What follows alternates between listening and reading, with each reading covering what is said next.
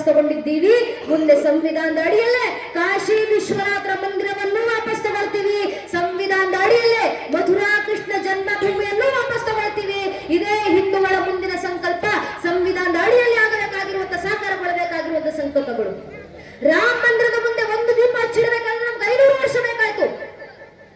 ರಾಮ ಮಂದಿರದ ಮುಂದೆ ಒಂದು ವೇದಾಂತ ದೀಪ ಹಚ್ಚಿಟ್ಟು 500 ವರ್ಷಗಳು ಕಳೆದು ಹೋಗಿದ್ವಿ. ಆದ್ರೆ ಶ್ರೀರಾಮಚಂದ್ರನ ದಯೆ ಇವತ್ತು ಅದೇ ರಾಮ ಮಂದಿರದ ಮುಂದೆ 500 ವರ್ಷಗಳ ನಂತರ 28 ಲಕ್ಷ ದೀಪಗಳನ್ನು ಹಚ್ಚಿಡುವಂತ ಕೆಲಸವನ್ನ ಹಿಂದೂ ಸಮಾಜ ಮಾಡಿ ತೋರಿಸಿದ್ದೀವಿ. ಇದೇ ರೀತಿಯಲ್ಲಿ ಕಳೆದ 370 ವರ್ಷಗಳ ಕಾಲ ಕಾಶಿ ವಿಶ್ವನಾಥರು ನಮಗೋಸ್ಕರ ಕಾದು ಕೂತಿದ್ದಾರೆ ಒಂದು ವೇದೋಕ್ತ ದೀಪ ಹಚ್ಚಿಡ್ಲಿಕ್ಕೆ. 370ಕ್ಕೂ ಹೆಚ್ಚು ವರ್ಷಗಳು ಕಳೆದು ಹೋದು ನನ್ನ ನೆಚ್ಚಿನ ಬಂಧುಗಳೇ. ಕಾಶಿ ವಿಶ್ವನಾಥರ ಆ ಮೂಲ ಶಿವಲಿಂಗದ ಮುಂದೆ ಒಂದು ದೀಪ ಹಚ್ಚಿಟ್ಟು ವೇದೋಕ್ತವಾಗಿ ಆ ಕಾಶಿ ವಿಶ್ವನಾಥರ ಕಾರ್ಯ ಸಾಕಾರಗೊಳ್ಳಬೇಕು. ಸಂವಿಧಾನದ ಅಡಿಯಲ್ಲಿ ಮಥುರಾ ಕೃಷ್ಣ ಜನ್ಮಭೂಮಿಯ ಕಾರ್ಯ ಸಾಕಾರಗೊಳ್ಳಬೇಕು. ಸಂವಿಧಾನದ ಅಡಿಯಲ್ಲಿ ಅಂದ್ರೆ ನಾವು ಜಾಗೃತರಾಗಿ ಬರಬೇಕು. ಜಾಗೃತರಾಗಿ ಬರುವಂತ ಕೆಲಸ ಯಾರಿಂದ ಶುರುವಾಗಬೇಕು? ತಾಯಿಂದ್ರಿಂದಲೇ ಶುರುವಾಗಬೇಕಲ್ವಾ? ತಾಯಂದ್ರು ಮಕ್ಕಳಿಗೆ ಕನಸನ್ನು ಕಟ್ಟಿಕೊಡಿ. ಧಾರ್ಮಿಕತೆಯ ಕನಸು, ದೇಶದ ಪರವಾಗಿನ ಕನಸು.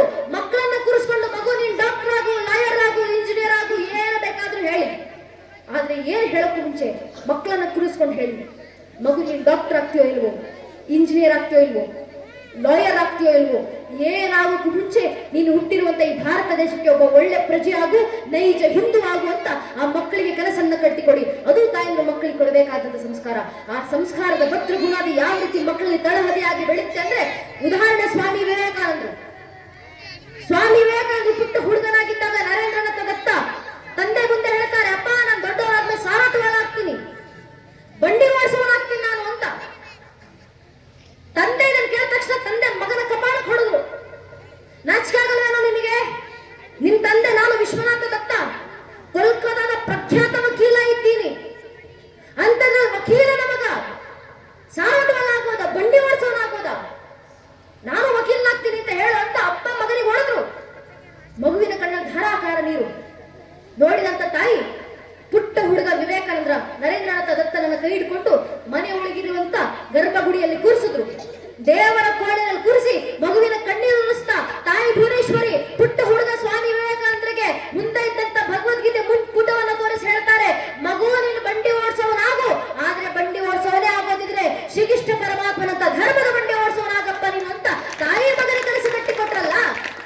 ತಾಯಿ ಭುವನೇಶ್ವರಿ ದೇವಿ ಮಗನಿಗೆ ಕಟ್ಟಿಕೊಟ್ಟಂತ ಕನಸು ಅದೇ ಹುಡುಗ ಪುಟ್ಟ ನರೇಂದ್ರನಾಥ ದತ್ತ ಮುಂದೆ ಬೆಳೆದು ನಮ್ಮೆಲ್ಲರ ಕಂಗಳಲ್ಲಿ ಪ್ರಜ್ವಲಿಸುವಂತ ದಿವ್ಯ ದ್ಯೋತಕವಾದಂತ ಸಿಡಿಲ ಸಂತ ಮಾನವ ಕೇಸರಿ ಸ್ವಾಮಿ ವಿವೇಕಾನಂದರಾಗಿ ಬೆಳೆದು ನಿಂತು ತಾಯಿ ಮಗನಿಗೆ ಕೊಟ್ಟಂತ ಸಂಸ್ಕಾರ ಕನಸು. ಒಬ್ಬ ತಾಯಿ ಮನಸ್ಸು ಮಾಡಿದ್ರೆ ಜಗತ್ತಲ್ಲಿ ಏನು ಬದಲಾವಣೆಯನ್ನ ಬೇಕಾದ್ರೂ ತರಬಹುದು.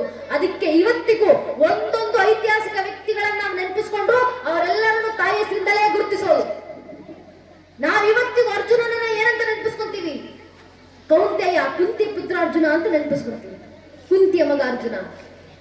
ಇವತ್ತಿಗೂ ಭೀಷ್ಮರನ್ನ ನೆನಪಿಸ್ಕೊಂತೀವಿ, ಏನಂತ? ಗಂಗಾ ಪುತ್ರ ಭೀಷ್ಮ. ಇವತ್ತಿಗೂ ಕೃಷ್ಣನನ್ನ ನೆನಪಿಸ್ಕೊಂತೀವಿ, ರಾಮನ ನೆನಪಿಸ್ಕೊಂತೀವಿ. ರಾಮ ದಶರಥನ ಮಗ ರಾಮ ನೆನಪಾಗ್ತಾ ಇಲ್ವೋ? ಆದ್ರೆ ದಿನಾ ಬೆಳಗಿದ್ದು ಸುಪ್ರಭಾತ ಆಡ್ತೀವಿ, ಕೌಶಲ್ಯ ಸುಪ್ರಾಜ ರಾಮ, ಕೌಶಲ್ಯ ಮಗ ರಾಮ ಬೆಳಗಾಯ್ತು ಎದ್ದೇಳಂತ. ದೇವ ಮಗ ಕೃಷ್ಣ ವಾಸುದೇವನ ಮಗ ನೆನಪಾಗ್ತಾ ಇಲ್ವೋ? ಆದ್ರೆ ಯಶೋಧಾನಂದರ ಶ್ರೀಕೃಷ್ಣ ಪರಮಾತ್ಮ ಅಂತ ಮನ್ನಲ್ಲಿ ಹೇಳ್ಕೊಟ್ಟಿದ್ದಾರೆ, ದೇವಕಿ ನನ್ನ ಶ್ರೀಕೃಷ್ಣ ಪರಮಾತ್ಮ ಅಂತ ಮನ್ನಲ್ಲಿ ಹೇಳ್ಕೊಟ್ಟಿದ್ದಾರೆ. ಕುಮಾರವ್ಯಾಸರು ಬದುಕಿನ ಭಾರತದ ಆದಿ ಪರ್ವದ ಪೀಠಿಕಾ ಸಂಧಿನಲ್ಲಿ ಶ್ರೀಕೃಷ್ಣ ಪರಮಾತ್ಮನ ಆಶೀರ್ವಾದವನ್ನ ಬೇಡ್ತಾರೆ. ಏನಂತ ಆಶೀರ್ವಾದ ಬೇಡೋದು? ಕುಮಾರವ್ಯಾಸರು ಆಶೀರ್ವಾದವನ್ನ ಕೇಳ್ತಾರಲ್ಲ, ವೇದ ಪುರುಷನ ಸುತನ ಸುತನ ಹೆಮ್ಮಗನ ಮಗನ ತಳೋದರಿಯ ಮಾತುಳನ ಮಾವನ ತುಳನ ಭುಜ ಬಲದಿಗಲೆ ನನ್ನ ನಂಬೇನಾದಿನ ಜಠರದಲ್ಲಿ ಜನಿಸಿದ ಅನಾದಿ ಮೂರ್ತಿ ಸಲವಾಗದುಗಿನ ನಾರಾಯಣ.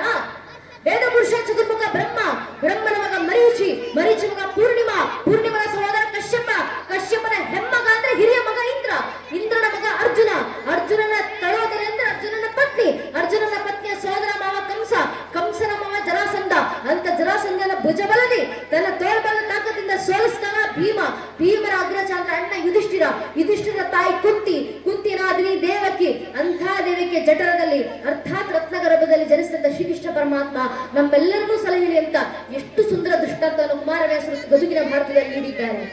ನೀವು ಚತುರ್ಮುಖ ಬ್ರಹ್ಮನಿಂದ ಶುರು ಮಾಡಿದ್ರು ಕೊನೆಗೆ ಮಗುವಿನ ಪರಿಚಯ ಮಾಡ್ಕೊಡ್ಬೇಕಾದ್ರೆ ಅವರ ತಾಯಿ ಹೆಸರಿಂದಲೇ ಪರಿಚಯ ಮಾಡ್ಕೊಡ್ಬೇಕು. ಕಾರಣ ಮಗುವಿನ ಜೀವನದಲ್ಲಿ ತಾಯಿ ವಹಿಸುವಂತ ಪಾತ್ರ ಅಷ್ಟು ಬಲವಾಗಿರುತ್ತೆ ಅನ್ನೋ ಕಾರಣದಿಂದ ಆ ಮಕ್ಕಳಲ್ಲಿ ಆದ್ರಿಂದ ತಾಯಿ ಇಂದ್ರಿಯ ಸಂಸ್ಕಾರವನ್ನು ತುಂಬಬೇಕು.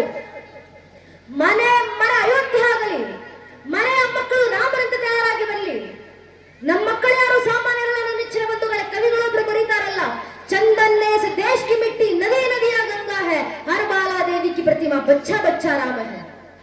ಅಂತ ರಾಮರಂತ ಮಕ್ಕಳು ಮನೇಲಿ ಹುಟ್ಟು ಬರಬೇಕಂದ್ರೆ ಮನೆಯಲ್ಲಿರುವಂತ ಒಬ್ಬೊಬ್ಬ ತಾಯಿ ಕೌಶಲ್ಯ ಆದಾಗ ಮಾತ್ರ ಅದು ಸಾಧ್ಯ ಆಗೋದು. ಆದ್ರಿಂದ ತಾಯಿಂದ್ರ ಕೌಶಲ್ಯ ಆಗಿ ಮಕ್ಕಳು ರಾಮರಂತ ತಯಾರಾಗಿ ಬರ್ತಾರೆ, ಸೀತಾಮಾತೆ ಆದರ್ಶದಲ್ಲಿ ಬೆಳೆದು ಬರ್ತಾರೆ, ಮನೆ ಅಯೋಧ್ಯೆ ಆಗುತ್ತೆ, ಇಡೀ ದೇಶ ರಾಮರಾಜ್ಯವಾಗುತ್ತೆ. ದೇಶ ರಾಮರಾಜ್ಯವಾಗಬೇಕಂದ್ರೆ ಅದರ ಕಾರ್ಯ ಮನೆಗಳಿಂದ ಶುರುವಾಗಬೇಕು, ತಾಯಿಯಂದ್ರಿಂದ ಶುರುವಾಗಬೇಕು. ತಾಯಿಯಂದ್ರು ಮಕ್ಕಳಿಗೆ ಧಾರ್ಮಿಕ ಸಂಸ್ಕಾರ ಕೊಡಿ, ಕನಸು ಕಟ್ಟಿಕೊಡಿ. ಮುಂದಿನ ಕನಸು ಯಾವುದು? ಕೃಷ್ಣರ ಕಾರ್ಯದ ಕನಸು ಸಂವಿಧಾನದ ಅಡಿಯಲ್ಲಿ, ಕಾಶೀಶ್ವರಾದ್ರ ಕಾರ್ಯದ ಕನಸು ಸಂವಿಧಾನದ ಅಡಿಯಲ್ಲಿ. ಒಂದಂತೂ ಸತ್ಯ ನನ್ನ ನೆಚ್ಚಿನ ಬಂಧುಗಳೇ, ನಾವು ಕೃಷ್ಣರ ಕಾರ್ಯ ಸಾಕಾರಗೊಳಿಸಲಿಕ್ಕೆ ನಾವು ಮುಂದಾಗಿ ಬಂದ್ರೆ, ಕಾಶಿ ವಿಶ್ವನಾಥರ ಕಾರ್ಯ ಸಾಕಾರಗೊಳಿಸಲಿಕ್ಕೆ ನಾವು ಸಂವಿಧಾನದ ಅಡಿಯಲ್ಲಿ ಮುಂದಾಗಿ ಬಂದ್ರೆ, ಸಂವಿಧಾನದ ಅಡಿಯಲ್ಲೇ ನಮ್ಗೆ ಜಯ ತಂದುಕೊಡುವಂತ ಕೆಲಸವನ್ನ ಭಗವಂತನೇ ಮಾಡ್ತಾನೆ, ಕೃಷ್ಣರೇ ಮಾಡ್ತಾರೆ. ಇದು ಕೃಷ್ಣರೇ ಕೊಟ್ಟಿರುವಂತ ಮಾತು, ಇದು ದಾಸರು ಹೇಳಿರುವಂತ ಮಾತು. ಕನಕದಾಸರು ದಾಸ ಸಾಹಿತ್ಯದಲ್ಲಿ ಬರೀತಾರಲ್ಲ, ಬೆಟ್ಟದ ತುದಿಯಲ್ಲಿ ಹುಟ್ಟಿದ ವೃಕ್ಷಕ್ಕೆ ಕಟ್ಟೆ ಕಟ್ಟಿ ನೀರಲ್ಲವರು ಯಾರು? ತೆರೆದ ಸ್ವಾಮಿ ತಾ ಹೊರಗೀಡಾಗಲು ಬಿಡದ ರಕ್ಷಿಪರು, ಇದಕ್ಕೆ ಸಂಶಯವಿಲ್ಲ. ಗಿಡಮರದಲ್ಲಿ ಕೂತು ಕೂಗುವ ಮೃಗ ಪಕ್ಷಿಗಳಿಗೆ ಅಲ್ಲಲ್ಲಿಗೆ ಆಹಾರ ಬಿಟ್ಟವರು ಯಾರು? ಪಡೆದ ಜನನಿ ತೆರೆದ ಸ್ವಾಮಿ ತಾ ಹೊರಗೀಡಾಗಲು ಬಿಡದ ರಕ್ಷಿಪರು, ಇದಕ್ಕೆ ಸಂಶಯವಿಲ್ಲ. ಕಲ್ಲಿನಲ್ಲಿ ಕೂತು ಕೂಗುವ ಕಪ್ಪಿಗೆ ಅಡಿಗಡಿಗೆ ಆಹಾರವಿತ್ತವರು ಯಾರು? ಇದಕ್ಕೆ ಚಿಂತಿಸಿದ್ರು ತಾಳು ಮನವೇ, ಕಾಗಿನಲ್ಲಿ ಆದಿಕೇಶವ ಎಲ್ಲರನ್ನೂ ಸಲುವನಂತ ಕನಕದಾಸರು ಬರೆದಂತ ದಾಸ ಸಾಹಿತ್ಯದ ಮಾತು. ಯಾರಿದ್ದಾರೆ ನಮ್ಮ ರಕ್ಷಣೆ ಮಾಡ್ಕೊಳ್ಳಿಕ್ಕೆ, ಯಾರಿದ್ದಾರೆ ನಮಗೆ ಜೀವನ ತಂದುಕೊಡ್ಲಿಕ್ಕೆ ಅಂದ್ರೆ ಭಗವಂತ ನಿಂತಿದ್ದಾನೆ ನಮಗೆ ಜೀವನ ತಂದುಕೊಡ್ಲಿಕ್ಕೆ, ಶ್ರೀಕೃಷ್ಣ ಪರಮಾತ್ಮ ನಿಂತಿದ್ದಾರೆ ನಮಗೆ ಜೀವನ ತಂದುಕೊಡ್ಲಿಕ್ಕೆ. ಇದು ಕೃಷ್ಣನೇ ಭಗವದ್ಗೀತೆಯ ಕೊನೆ 18ನೇ ಅಧ್ಯಾಯದ ಕೊನೆ 78ನೇ ಶ್ಲೋಕ, ಕೃಷ್ಣರ ಕೊನೆಯ ಮಾತು. ಎತ್ರ ಯೋಗೇಶ್ವರ ಕೃಷ್ಣ ಎತ್ರ ಪಾರ್ಥ ಗರುಡನ ತತ್ರ ಶಿವೇಜಾಭೂತಿ ಧ್ರುವಾನಿ ತಿರುಮಮ. ಎಲ್ಲಿ ನಾನು ಯೋಗೇಶ್ವರ ಕೃಷ್ಣ ಇಡ್ತೀನೋ, ಎಲ್ಲಿ ನನ್ನನ್ನು ಪಾಲಿಸುವಂತ ನನ್ನ ಭಕ್ತಾದಿಗಳಿರ್ತೀರೋ, ನಿಮ್ಮ ಎಲ್ಲಾ ಕಾರ್ಯಕ್ಕೂ ಜಯ ತಂದು ಕೊಡುವಂತ ಕೆಲಸ ನಾನೇ ಮಾಡ್ತೀನಿ ಅಂತ ಕೃಷ್ಣನೇ ಕೊಟ್ಟು ಹೋಗಿರುವಂತ ಮಾತು ಕೊಟ್ಟವ್ರು ಯಾರು? ಸಾಮಾನ್ಯರಲ್ಲ, ಭಗವಂತ. ಬೇರೆ ಬೇರೆ ಮತ ಗ್ರಂಥಗಳನ್ನು ಓದ್ತಿರ್ಬೇಕಾದ್ರೆ ನಮ್ಗೆ ಅರ್ಥ ಆಗೋದು. ಒಂದು ಮತದ ಗ್ರಂಥವನ್ನು ಓದ್ತಿರ್ಬೇಕಾದ್ರೆ ಆ ಗ್ರಂಥದಲ್ಲಿ ಓದ್ತಿರ್ಬೇಕಾದ್ರೆ ನಾವು ತಿಳ್ಕೊಂತೀವಿ, ಆ ಗ್ರಂಥದಲ್ಲಿ ತಿಳಿಸಲಾಗಿದೆ ನಾನು ಭಗವಂತನ ಮಗ ಬಂದಿದ್ದೀನಿ, ದಿ ಸನ್ ಆಫ್ ಗಾಡ್, ಭಗವಂತನ ಸಂತಾನ ಬಂದಿದ್ದೀನಿ ಜಗತ್ತಿನ ಜನರನ್ನು ಉದ್ಧರಿಸಲಿಕ್ಕೋಸ್ಕರ. ಇನ್ನೊಂದು ಮತದ ಗ್ರಂಥವನ್ನು ಓದ್ತಿರ್ಬೇಕಾದ್ರೆ ಅದರಲ್ಲಿ ತಿಳಿಸಲಾಗಿದೆ, ನಾವು ತಿಳ್ಕೊಂತೀವಿ ನಾನು ಭಗವಂತನ ಸಂದೇಶವನ್ನು ತಂದಿದ್ದೀನಿ ಜಗತ್ತಿನ ಜನರನ್ನು ಉದ್ಧರಿಸಲಿಕ್ಕೋಸ್ಕರ. ಆದ್ರೆ ನನ್ನ ಧರ್ಮದಲ್ಲಿ ಭಗವಂತನ ಮಗ ಬಂದಿದ್ದೀನಿ ನಾನು ಹೇಳಿಲ್ಲ, ಭಗವಂತನ ಸಂತಾನ ಹೇಳಿಲ್ಲ, ಭಗವಂತನ ಸಂದೇಶ ತಂದಿದ್ದೀನಿ ಹೇಳಿಲ್ಲ. ಬದಲಿಗೆ ಭಗವದ್ಗೀತೆ 11ನೇ ಅಧ್ಯಾಯದ ವಿಶ್ವರೂಪ ಸಂದರ್ಶನ ಸಂದರ್ಭಕ್ಕೆ ವಿರಾಟ ರೂಪವನ್ನು ತಾಳಿದ್ದಂತ ಶ್ರೀಕೃಷ್ಣ ಪರಮಾತ್ಮ ಗೀತಾಚಾರ್ಯ ಕೃಷ್ಣ ಅರ್ಜುನಿಗೆ ಕರೆ ಕೊಡ್ತಾ ಜಗತ್ತಿಗೆ ಕರೆಯನ್ನು ಕೊಟ್ಟರು. ಅಹಮಾತ್ಮ ಗುದಾಕೇಶ ಸರ್ವಭೂತ ಶಸ್ಥಿತ ಆ ಮಾತುಶ್ಚ ಮತ್ಯಂಚ ಭೂತಾನ ಮಂತೇವಚ. ಅರ್ಜುನ, ಆದಿಯೂ ನಾನೇ, ಅಂತ್ಯಕಾಲವೂ ನಾನೇ, ಭೂತಕಾಲವೂ ನಾನೇ, ಭವಿಷ್ಯತ್ ಕಾಲವೂ ನಾನೇ, ಪ್ರಸ್ತುತ ಕಾಲವೂ ನಾನೇ. ಜಗತ್ತಿನ ಪ್ರಕೃತಿ ಅಣು ರೇಣು ತೃಣ ಕಾಷ್ಟೆ ಕಣ ಕಣದಲ್ಲೂ ವಾಸಿಸುವಂತ ಆತ್ಮಗಳನ್ನು ನಿಗ್ರಹಿಸುವಂತ ಪರಮಾತ್ಮ ಭಗವಂತ ಅಂತ ಜಗತ್ತಿನಲ್ಲಿ ಯಾರಾದ್ರೂ ಇದ್ರೆ ಅದು ನಾನೊಬ್ಬರೇ ಶ್ರೀಕೃಷ್ಣ ಪರಮಾತ್ಮ. ಇದನ್ನ ಜಗತ್ತಿಗೆ ಘಂಟಾಘೋಷವಾಗಿ ಸಾರಿ ಬಿಡುವಂತ ನಾನೇ ಭಗವಂತ ಅಂತ ಒಪ್ಪಿಕೊಂಡಂತ ಏಕೈಕ ಧರ್ಮ ಅದು ನನ್ನ ಸನಾತನ ಹಿಂದೂ ಧರ್ಮದಲ್ಲಿ ಮಾತ್ರ, ನನ್ನ ಭಾರತದ ಮಣ್ಣಿನಲ್ಲಿ ಮಾತ್ರ. ನಮ್ಮ ಧರ್ಮ, ನಮ್ಮ ಪರಂಪರೆ, ಸಂಸ್ಕೃತಿಗಿರುವಂತ ಶ್ರೇಷ್ಠತೆ ಅಂತ ಹೇಳಿ ಇಂತಹ ಧರ್ಮದ ಉಳಿವಿಗೆ ನಾವು ಮುಂದಾಗೋಣ ಅಂತ ಹೇಳ್ತಾ ಭಗವಂತ ಕೊಟ್ಟಿರುವಂತ ಮಾತು, ನಿಮ್ಮ ಧರ್ಮ ಕಾರ್ಯಕ್ಕೆ ನಾನೇ ಸಂವಿಧಾನದ ಅಡಿಯಲ್ಲಿ ಭಗವಂತ ಜಯವನ್ನು ತಂದು ಕೊಡ್ತಾರೆ. ಆ ನಂಬಿಕೆ ನಾವಿಟ್ಟುಕೊಂಡು ಆ ಹಾದಿಯಲ್ಲಿ ನಾವು ಮುಂದೆ ಸಾಗೋಣ. ಒಂದೊಂದು ಸತ್ಯ ನನ್ನ ನೆಚ್ಚಿನ ಬಂಧುಗಳೇ, ಪ್ರಶ್ನೆಗಳು ಕೇಳಲು ಸಾವಿರಾರು ಜನ ಉಟ್ಕೊಂತಾರೆ. ಈಗಾಗಲೇ ಪ್ರಶ್ನೆಗಳು ಬಂದಿದ್ದಾವೆ, ನಮ್ಮ ದೇಶದಲ್ಲಿ ಇತ್ತು ಕೇಳ್ತಾರೆ, ನೀವು ಹಿಂದೂಗಳು ಇಷ್ಟು ವರ್ಷ ರಾಮ ಮಂದಿರ ಬೇಕು ಅಂತ ಹೇಳ್ತಿದ್ರಿ, ಈ ಕಾಶೇಶ್ವರ ಹತ್ರ ಮಂದಿರ ಬೇಕು ಅಂತ ಹೇಳ್ತಿದ್ದೀರಾ, ಮುಂದೆ ಮಧುರಾ ಕೃಷ್ಣ ಜನ್ಮಭೂಮಿ ಬೇಕು ಸಂವಿಧಾನದ ಅಡಿಯಲ್ಲಿ ಅಂತ ಹೇಳ್ತೀರಾ.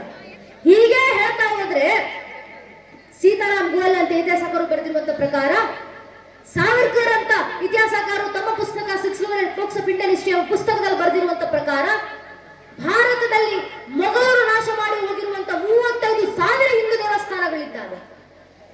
ಮೊಘಲರ ಕೈಯಿಂದ ನಾಶ ಆಗಿರುವಂತ 35,000 ಹಿಂದೂ ದೇವಾಲಯಗಳು. ಹಾಗಿದ್ರೆ ಸೀತಾರಾಮ್ ಗೋಯಲ್ ಅಂತ ಇತಿಹಾಸಕಾರ ಪ್ರಕಾರ, ಸಾವರ್ಕರ್ ಅಂತ ಲೇಖಕರು ತಮ್ಮ ಪುಸ್ತಕದಲ್ಲಿ ಬರೆದಿರುವಂತ ಪ್ರಕಾರ, ನೀವು ಹಿಂದೂಗಳು ಆ 35,000 ಹಿಂದೂ ದೇವಸ್ಥಾನಗಳನ್ನು ಸಂವಿಧಾನದ ಅಡಿಯಲ್ಲಿ ವಾಪಸ್ ತಗೊಂಡ್ಬಿಡ್ತೀರಾ? ತಾಜ್ ಮಹಲ್ ಕೂಡ ಸೀತಾರಾಮ್ ಗೋಯಲ್ ಅಂತ ಇತಿಹಾಸಕಾರರು ಬರೀತಾರೆ, ಸಾವರ್ಕರ್ ಅಂತ ಲೇಖಕರು ಬರೆದಿದ್ದಾರೆ ತಮ್ಮ ಪುಸ್ತಕಗಳಲ್ಲಿ. ತಾಜ್ ಮಹಲ್ ಕೂಡ ಶಹಜಾನ್ ಕಟ್ಟಿಸಿದ ತಾಜ್ ಮಹಲ್ ಅಲ್ಲ, ಅಲ್ಲೊಂದು ಶಿವಲಿಂಗವಿತ್ತು, ಅದು ಶಿವನ ದೇವಸ್ಥಾನ. ಶಹಜಾನ್ ಮೋಸದಿಂದ ಅಲ್ಲಿ ತನ್ನ ಶಿವಲಿಂಗವನ್ನ ಭಗ್ನಗೊಳಿಸಿ ಅಲ್ಲೊಂದು ಗೋರಿ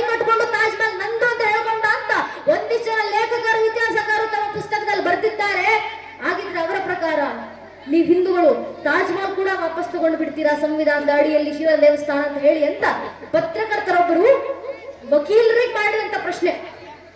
ಈಗ ಪ್ರಸ್ತುತ ಕಾಶಿ ವಿಶ್ವನಾಥ ಮಂದಿರದ ಕೇಸನ್ನ ಕೋರ್ಟ್ ನಲ್ಲಿ ನಡೆಸ್ತಾ ಇರುವಂತ ವಕೀಲರು ಶ್ರೀ ವಿಷ್ಣು ಶಂಕರ್ ಜಿ ಜೇನ್ ಅಂತ ಅವರ ಹೆಸರು. ಅವ್ರ ಜೊತೆ ಕಾರ್ಯಕ್ರಮದಲ್ಲಿ ಭೇಟಿಯಾಗಿ ಕೂತು ಮಾತಾಡ್ತಿರ್ಬೇಕಾದ್ರೆ ಅವ್ರು ಹೇಳಿದಂತ ಮಾತಿದು.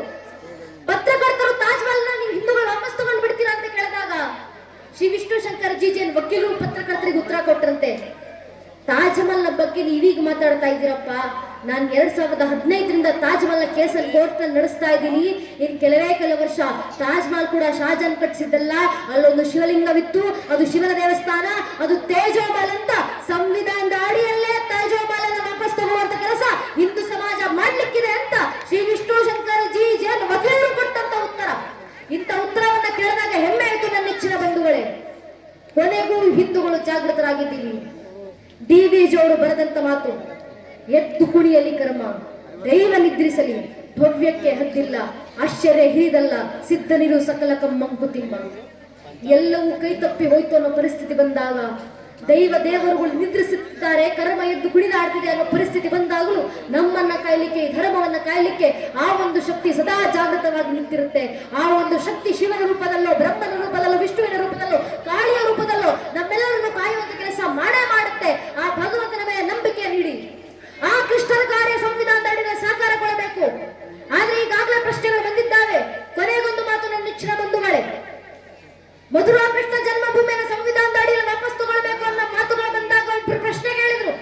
ಅನೇಕರು ಪ್ರಶ್ನೆ ಕೇಳ್ತಾರೆ, ಮಧುರಾ ಕೃಷ್ಣ ಜನ್ಮಭೂಮಿ ಬೇಕು ಅಂತ ಹೇಳ್ತೀರಾ ಸಂವಿಧಾನದ ಅಡಿಯಲ್ಲಿ, ಆದ್ರೆ ಕೃಷ್ಣರು ಅಲ್ಲೇ ಹುಟ್ಟಿದ್ರು, ನಿಮ್ಮ ಹತ್ರ ಏನು ಸಾಕ್ಷಿ? ಕೃಷ್ಣನ ಅಸ್ತಿತ್ವಕ್ಕೆ ನಿಮ್ಮ ಹತ್ರ ಏನು ಸಾಕ್ಷಿ ಪುರಾವೆಗಳಿದ್ದಾವೆ? ಒಂದಿಷ್ಟು ಜನ ಮಾಡುವಂತ ಪ್ರಶ್ನೆ. ಈ ಪ್ರಶ್ನೆಗಳು ಬಂದಾಗಲೂ, ಕೃಷ್ಣನ ಅಸ್ತಿತ್ವಕ್ಕೆ ಪ್ರಶ್ನೆ ಎದ್ದಾಗಲೂ ನಮ್ಮನೆ ಮಕ್ಕಳಲ್ಲಿ ಎಷ್ಟು ಧರ್ಮ ಸಂಸ್ಕೃತಿ ಜಾಗೃತಿ ಮೂಡಿರಬೇಕಂದ್ರೆ ನಮ್ಮನೆ ಒಂದೊಂದು ಮಗು ಆಗ್ಲೂ ಕೂಡ ಎದೆ ತಟ್ಕೊಂಡು ಹೇಳ್ಕೊಳ್ಬೇಕು, ರಾಮನ ವಂಶವೃಕ್ಷಕ್ಕೆ ಮಾತ್ರ ಅಲ್ಲಪ್ಪ, ಶ್ರೀಕೃಷ್ಣ ಪರಮಾತ್ಮನ ವಂಶವೃಕ್ಷದ ಅಸ್ತಿತ್ವಕ್ಕೂ ಕೂಡ ನಾನು ಸಾಕ್ಷಿಯನ್ನು ಕೊಡಬಲ್ಲೆ. ನಮ್ಮ ಮಕ್ಕಳ ಬಾಯಿಂದ ಬರಬೇಕು ಭಗವಂತನ ಕೃಪಾಶೀರ್ವಾದದಿಂದ.